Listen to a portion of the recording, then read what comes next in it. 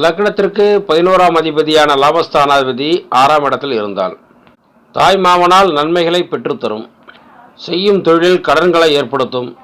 கூட்டாக தொழில் செய்வோருக்கு பிரச்சனைகளை ஏற்படுத்தும். சம்பந்தப்பட்ட தசாபுத்திகளில் மூத்த சகோதரத்திற்கு விரோதத்தை ஏற்படுத்தும்.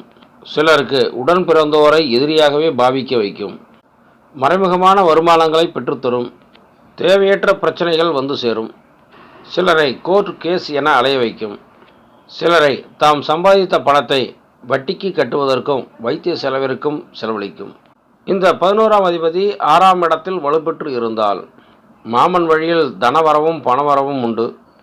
சிலர் மருத்துவராகவோ மருந்துகளை விற்பனை செய்பவராகவோ லாபம் ஈட்டுவர், புகழும் பெறுவர்.